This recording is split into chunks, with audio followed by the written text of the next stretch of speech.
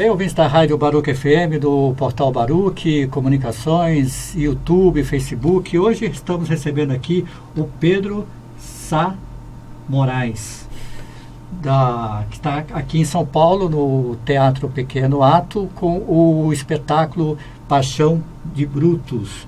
Ô Pedro, mas agora vamos contar um pouquinho de você, da tua carreira, né? Você falou que é músico, compositor, mas queria saber, quando é que surgiu essa tua paixão, as tuas referências na adolescência, quando você começou, a relação com a família te apoiou nisso daí? Muito. Como é que conta pra gente? Meus pais são músicos amadores, minha mãe é médica, meu pai é engenheiro e professor da área de administração, mas ambos são músicos amadores. Minha mãe tem uma voz linda, ela sempre era o rouxinol das festas, assim.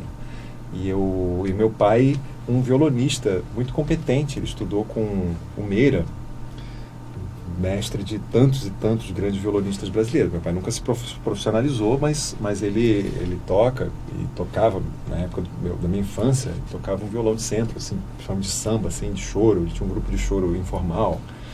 Então eu cresci ouvindo muita música. Meu pai, além do mais, sempre foi um grande melômano. Ele comprava LPs, a cada semana tinha um momento, assim, à noite, de ouvir os discos que ele tinha comprado, e a gente ouvia, assim, muito choro, a gente ouvia muita música popular brasileira, muita música clássica, principalmente até... Ele nunca foi muito de romântico, não, mas até Brahms, no máximo, assim. As coisas mais recentes eu vinha a me aproximar depois. Mas eu ouvi muito Bach, ouvi muito Mozart, ouvi muito Handel, ouvi muito Beethoven. Eu me lembro do meu pai me aplicando Beethoven, assim, eu com 6, 7 anos, e eu adorando, achei aquilo incrível. E ele explicou, assim, a pastoral. Assim, não, olha, você imagina que vem, assim, o sol, coisa e tal, de repente vem a tempestade, e os bichinhos vão todos embora, coisa e tal. Assim, aí ele explicou toda a história e botou um fone de ouvido grandão que ele tinha, coisa e tal. Eu sentei num puff na frente e fiquei assim, sei lá, se tem 50 minutos a sinfonia. E assim, então eu tive um crescimento muito musical. No entanto, eu nunca fui muito de tocar instrumento, estudar instrumento. Não tive banda com adolescente. Todos os músicos que tocam comigo na adolescência tinham lá sua banda de rock, coisa e tal. Eu vim a ter a minha primeira banda já com 18, 19 anos de idade, já em torno de composição. 2 amigos me chamaram para a gente formar uma coisinha juntos, e eu fiquei animado com aquilo e cheguei no ensaio com a minha primeira composição e disse: caramba, você compõe? Pois é, eu sabia lá que eu compunha. Nesse período, para 19 para 20 anos, eu fiz uma pausa em tudo que eu estava fazendo, faculdade, estava estudando psicologia, e fui passar um tempo na Índia, numa comunidade dedicada à meditação, que é uma prática que eu fazia e faço, assim, com muita assiduidade desde garoto. Eu passei um ano lá. Ao longo desse ano, na Índia, eu comecei a ter mais contato com o que eram as minhas vontades mais profundas, assim. E a música foi surgindo lá de uma maneira que nunca tinha surgido antes, assim. Porque eu não tinha uma referência, eu não tinha um tio que era músico, um amigo do meu pai que era profissional, uma coisa, eu não tinha, eu não sabia nem que aquilo, nem que era profissão isso, sabe? Eu achava que eu ia ser como todo mundo da minha família, um acadêmico, um professor, alguma coisa. Quando, ao longo dessa estada na Índia, a minha relação com o violão, com a composição, coisa e tal, foi ficando cada vez mais assim, uma relação de necessidade. Eu chegava de noite no meu quarto, eu pegava o violão e ficava escrevendo, lendo uma coisa, gravando um negocinho. Aí um dia, no meio desse período lá na Índia, aparece uma mulher lá nessa comunidade, que estava lá, uma mexicana, que estava indo visitar o irmão que morava lá.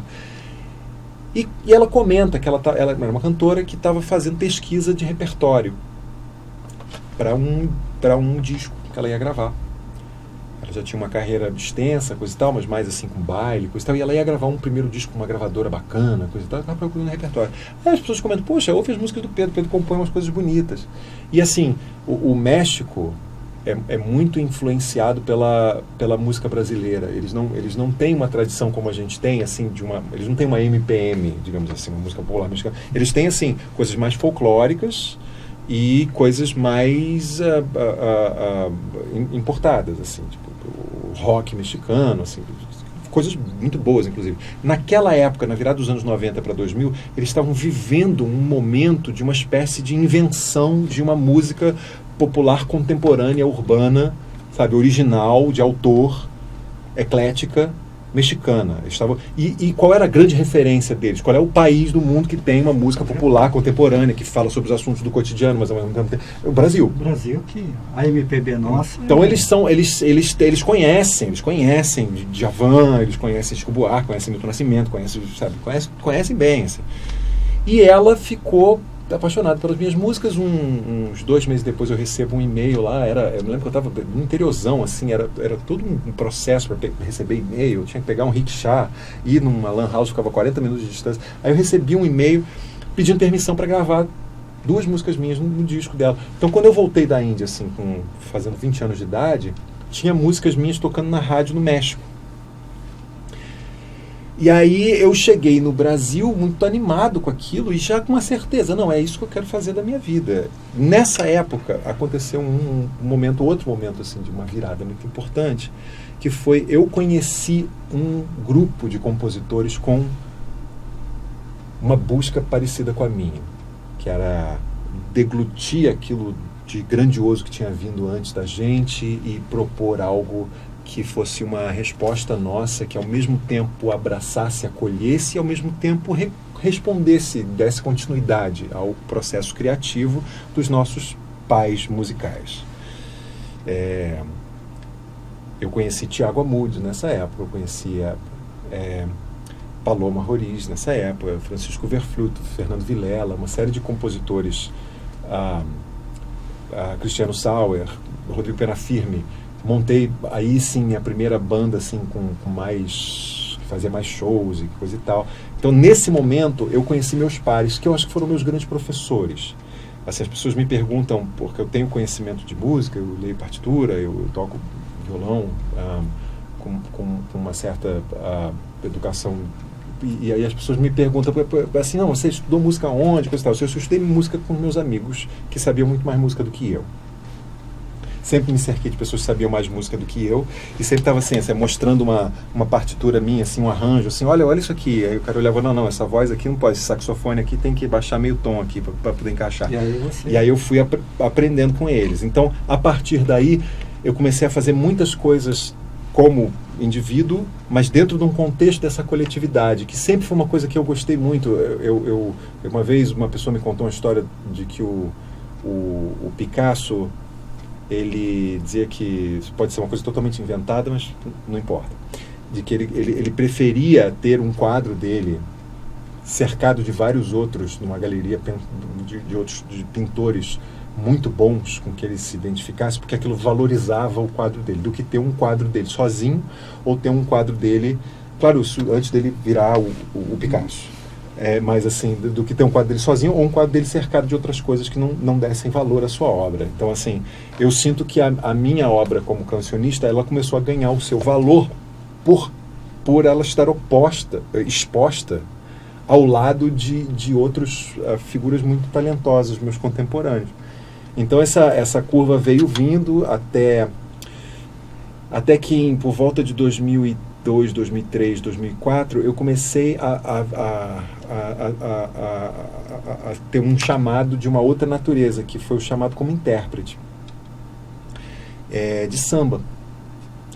E, enfim, eu estava fazendo meus shows como compositor, o trabalho como compositor não parou, mas o mundo do samba no Rio de Janeiro estava uma ebulição tremenda, toda aquela geração da Lapa, enfim, a Tereza Cristina, os Anjos da Lua, o Casuarina, todas essas pessoas, todos são meus colegas. E eu comecei a ser chamado por essas pessoas, o Sururu na Roda, Nilson Carvalho, então eu comecei a ser convidado por essas pessoas da Canjas. E eu descobri naquele processo que eu tinha um repertório gigantesco de samba, porque eu tinha passado a minha infância ouvindo meus pais cantando samba, e eu ouvindo os discos de samba do meu pai. E aí eu montei minha roda de samba, meu grupo, chamava É Com Isso Que Eu Vou. Foi ali que eu gravei meu primeiro disco, chamado Samba do Baú, um disco todo de inéditas dos grandes mestres do samba. Tem inédita do Paulinho da Viola, do Cartola, do Nelson Cavaquinho, coisa e tal. Isso é uma coisa que eu preciso mandar para você. Opa. Esse disco eu acho que você vai gostar de tocar. Foi um disco produzido pelo Afonso Machado, do Conjunto Galo Preto. Nós rodamos pelo Brasil, assim, e ali foi o momento em que eu não só vivi uma espécie também de faculdade musical, porque você tocar na noite de samba, você está num cotidiano assim de muito aprendizado musical, né? Você entrar num estúdio de gravação com Elton Medeiros, enfim, entrar aí na casa do Wilson Moreira e receber ele pega um gravador e diz assim, não, vê se você gosta dessa aqui, pá, bota o gravador, fita cassete, né? Pá, e aí grava 4 músicas, a capela, assim, depois a gente fica tirando as músicas, uma inteligência harmônica impressionante, não toca instrumento harmônico assim, mas com as harmonias desenhadas, todas lindas. É rico, né? O Wilson Moreira era uma coisa extraordinária, assim, além de um ser humano, assim, de uma doçura, uma figura, grande homem. Esse período do samba ali para mim teve o seu encerramento, porque eu de fato não tinha um projeto de vida de passar a minha vida cantando samba, embora eu, na minha vida privada, continue fazendo, mas assim, como carreira... Foi um ciclo, né? Foi um ciclo. E em 2007 para 2008, eu, com a ajuda de Tiago Amude, com a ajuda de Armando Lobo, grande compositor, arranjador, produtor musical pernambucano, eu tive a coragem de dar o passo de lançar meu primeiro disco como compositor. Chamou-se Claro Escuro. Esse disco foi um disco engraçado, que eu lancei várias versões dele. Ele ia crescendo. Eu lancei ele com 8 faixas, daqui a pouco eu lancei ele de novo com 10 faixas. Depois eu lancei ele com 14 faixas. Então ele ficou entre 2008 e 2012, uma história muito heterogênea, muito esquisita. Eu sei que a última versão do Claro Escuro tem participação da Alcione, porque em 2008 ou 2009 eu fiz aquele Som Brasil na TV Globo, em homenagem ao Cartola. E eu conheci a Alcione lá, e a Alcione foi imensamente acolhedora. Eu acabei de cantar uma canção, assim, ela atravessou aquele estúdio gigante lá da TV Globo e veio até onde eu estava, coisa e tal. Esse menino, você canta com a alma, puxa, olha só, o que você precisar pode contar comigo, viu? Aí quando eu fui gravar o disco, eu liguei para ela, Marrom, eu quero te convidar para gravar uma coisa. Compus uma música, inclusive, pensando num dueto, chamada Zingareio. Aí ela... Mas o que é isso, zingareio? Zingareio é uma palavra inventada, Marrom, mas vem de zíngaro, que é cigano, assim. Olha que eu tô toda arrepiada, porque eu fui cigana na minha última vida. E aí ela gravou lindamente Zingareio. A partir daí, de 2007, 2008, eu comecei a ir muito para o exterior para tocar. Eu comecei a ter alguns festivais, algumas coisas que eu fazia na Europa e principalmente nos Estados Unidos. A partir de 2010, eu tive um período, até pelo menos 2016, que eu fui aos Estados Unidos pelo menos umas 3 vezes ao ano para tocar em festivais, em eventos, coisa e tal. Assim, foi se abrindo a porta e eu fui entrando. E tive em algum momento, nesse período, em 2012, eu tive a ideia de criar um festival de música brasileira inovadora, música brasileira, se é que ainda se pode usar essa palavra, música brasileira de vanguarda.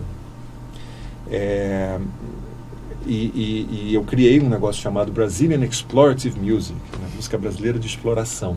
E a cada ano, em janeiro, nós levávamos para Nova York artistas da canção, do erudito, do instrumental popular, de vários lugares do Brasil, músicos brasileiros radicados nos Estados Unidos, músicos brasileiros daqui, coisa e tal. Tivemos pessoas maravilhosas, inclusive um desses artistas, o Sérgio Krakowski, que é um pandeirista virtuoso e compositor, produtor musical e criador de música para além da música, assim, ele, por conta desses eventos, ele encontrou o espaço dele de uma maneira tão profunda lá nos Estados Unidos que agora está morando lá e fazendo e acontecendo no ambiente do jazz, ao eletrônico, ao chorinho. Então algumas coisas bacanas se abriram, nós tivemos uma receptividade bacana de imprensa, o New York Times mais de uma vez noticiou de uma forma muito com destaque o Brazilian Explorative Music, falando sobre o meu trabalho, enfim. A NPR, que é a central de rádios públicas dos Estados Unidos, que é uma espécie de grande câmera de tudo aquilo que acontece de alternativo, tudo aquilo que acontece para além do circuito comercial, me elegeu em 2012, 2013 como um dos 10 artistas de revelação do ano. Mas isso também, lá para 2015, 2016, começou a mostrar para mim que estava esgotando um ciclo. Que era o ciclo de pensar nesse negócio chamado music business, o business da música. Porque eu passei muito tempo junto ao Coletivo Chama, criei inúmeros projetos, mostras, festivais, aqui no Brasil, nos Estados Unidos, coisa e tal. E eu comecei a ver que eu estava virando um realizador, um produtor, e estava dedicando muito menos tempo do que eu gostaria ao meu trabalho autoral, a estar em sala de ensaio, a estar estudando meu instrumento, a estar em cima do palco. E eu comecei a olhar e sentir muita necessidade de alguma coisa que eu via que o mundo da música independente não tinha como me oferecer. Que era o seguinte, dentro do mundo da música, a gente não tem uma cultura de criar o arco do espetáculo, porque isso leva muito ensaio para criar. No mundo da música a gente estuda individualmente, mas a gente não tem essa cultura de ter muitos ensaios. Depois que você faz muitos ensaios, para que um espetáculo se amadureça, você precisa estar em cena, no palco, muitas vezes, repetidamente. Você precisa repetir muitas vezes para começar a entender a respiração daquilo. E eu olhei assim, cara, o mundo da música não vai me oferecer isso. E eu comecei a olhar para tudo que eu vinha fazendo já em paralelo dentro desse ambiente do teatro, da dança, coisa e tal. Minha companheira, ela é atriz, eu acompanhando os processos dela. Jéssica Barbosa, ela fez coisas em televisão, em cinema, mas eu fiquei vendo particularmente as trajetórias dela mais relacionadas a teatro e a dança, assim. Fiquei assim, cara, essa vida de estar assim 6 dias por semana numa sala de ensaio, ensaiando 5, 6 horas, 7 horas, isso eu quero para mim. Eu quero estar em temporada, ficando quinta, sexta, domingo, ou sábado e domingo, 1, 2 meses, 3 meses, 5 meses, 6 meses. Eu quero isso, porque aí eu vou conseguir amadurecer aquilo que eu quero amadurecer, que é oferecer para as pessoas uma curva íntegra e lapidada de uma experiência de cena, que as pessoas sentam lá e elas vivem uma viagem comigo ao longo daqueles 70 minutos. Assim. Isso, dentro do mundo da música, eu não vou conseguir fazer. E aí eu meio que fiz um pedido como diz minha baiana mãe, para os anjos da boca mole, e eles disseram amém. E então eu fui convidado, junto com a minha companheira, para uma residência artística em 2016 com uma diretora norte-americana que, enfim, estava interessada em experimentar uma metodologia de treinamento de trabalho. Nós passamos mais de 3 meses nos Estados Unidos, mergulhados, fazendo 50 horas por semana de trabalho técnico em teatro.